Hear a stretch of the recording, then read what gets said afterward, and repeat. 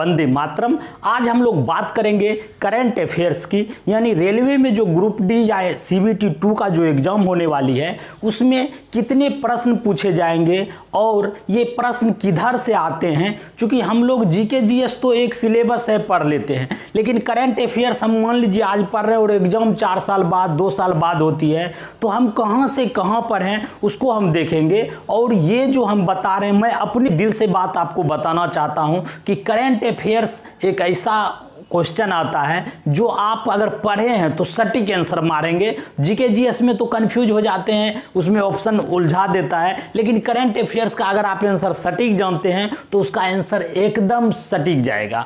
तो कैसे हम तैयारी करें इसके बारे में बात करेंगे और कितना किस प्रश्न में आता है उसके बारे में। तो पहले हम चर्चा करते हैं कि कब से कब तक पढ़ें। मान लीजिए आपका एग्जाम फिक्स हो गया है किसी डेट में, तो उस एग्जाम डेट को ध्यान में रख के उस, चूंकि देखिए जिस दिन एग्जाम होने वाले हो नहीं है कि उसके एक दिन पहले एग्जाम का प्रश्न आ जाएगा, ऐसा नहीं होता। इसलिए कि जो क्वेश्चन सेटर होते हैं वो 2 महीना 3 महीना पहले वो सारे अपना क्वेश्चन भेजते हैं और उसको बोर्ड तैयार करती है और उस तरह एग्जाम लिया जाता है। तो कंपटीशन में आप जब एग्जाम दे रहे हैं उसके 2 महीना या 1 महीना पहले से लगभग 6 महीना तक आप 8 महीना तक पढ़ लीजिए, 6 से 8 महीना पीछे का आप प्रश्न पढ़ लीजिए। इसलिए ये आपके ज़्यादा मैक्सिमम 80% सवाल जो है वहीं से आएंगे। और कुछ ऐसे सवाल हैं, हो सकता है वो साल से ज़्यादा भी होगा, ऐसा मैं नहीं बोल सकता कि 6 से 8 ही महीने के बीच पर हैं, लेकिन कुछ ऐसे सवाल हैं जो जैसे कि वो साल में मान लीजिए एक ही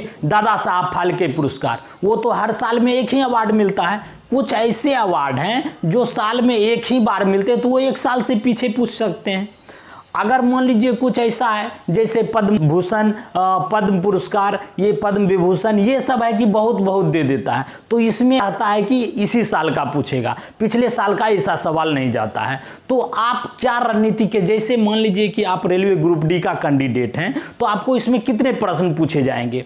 मैक्सिमम जो है अगर 100 लेवल का क्वेश्चन है उसमें 12 से 15 लेके चलते हैं करंट अफेयर्स। तो उसमें भी हम बांट लेते हैं किस किस क्षेत्र से क्या पूछेगा। अगर NTPC की आप बात करते हैं तो अब मान लीजिए CBT 1 में 100 क्वेश्चन था, CBT 2 से ज़्यादा करंट अफेयर्स आ सकते हैं, लेकिन उसके लिए हमको क्या रणनीति अपनानी होगी उसको देखेंगे। क्योंकि मैंने जो तैयारी किया था उसको ध्यान में रखते हुए हम आपको बताएंगे कि कैसे तैयारी करें जो कि ज़्यादा से ज़्यादा आप अटेम्प्ट कर सकते हैं। क्योंकि करंट अफेयर्स में तो बहुत कुछ दिया रहता है, सभी चीज तो पढ़ना मुश्किल है। क्योंकि आप तैयारी करते हैं GK GS का, मैथ, रीजनिंग, अन्य और सब्जेक्ट का, उसके साथ आपको GK भी पढ़ना है। तो इसलिए हम एक कॉलम बनाए हैं, उसको आप देखिए। मैं भी इसी कॉलम को पढ़ रहा था, अगर अच्छा लगता है तो आप जरूर इसको देखिए। चलिए, करंट अफेयर्स में पहला है नवीनतम केंद्रीय, जो अभी वर्तमान में केंद्रीय मंत्री हो, राज्य के मुख्यमंत्री हो, राज्यपाल हो, या तो विश्व लेवल पे जैसे अमेरिका का राष्ट्रपति अभी कौन है,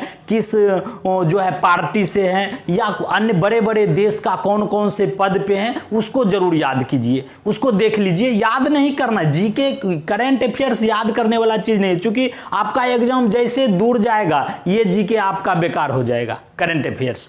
तो आपको हम बताएं एक सीमा होना चाहिए कि आप जब एग्जाम दे रहे हैं उससे आप 6 से 8 महीना पीछे का प्रश्न पढ़िए। क्योंकि मेरी पढ़ने की वही तरीका थी, इसलिए आपके साथ मैं ये शेयर कर रहा हूं। चलिए, दूसरा आप देखिए जनगणना। जनगणना देखिए अभी तो 2011 का ही चल रहा है, 2021 का जनगणना कोरोना के कारण बढ़ गया, तो अभी तो आप उसी को पढ़ेंगे, लेकिन नवीनतम जनगणना जो 2021 का आएगी वो सटीक रहेगी। लेकिन आप अभी तो प्रश्न 2011 का ही आपको कंपटीशन में आएगा। तो उसमें देखिए सर्वाधिक जनसंख्या वाला राज्य, जनसंख्या घनत्व वाला राज्य, साक्षरता वाला राज्य, वनों की संख्या, SC ST कहाँ ज्यादा है, उससे रिलेटेड आपको कॉलम मिलेगा, उसको आप देखिए, वो इंपॉर्टेंट होते हैं। अगला देखिए खेल। खेल तो बहुत इंपॉर्टेंट है अभी के समय में, क्योंकि देखिए अभी ओलंपिक खेल हुआ, कितने अवार्ड किसको कितना टोटल मिला, कहाँ हुए, नेक्स्ट ओलंपिक कहाँ होंगे, विजेता कौन रहे, विजेता कौन रहे। इसमें देखिए खेल में एक ग्रैंड स्लैम होता है जो 4 तरह का उसमें होता है, आप जानते हैं, ऑस्ट्रेलियन,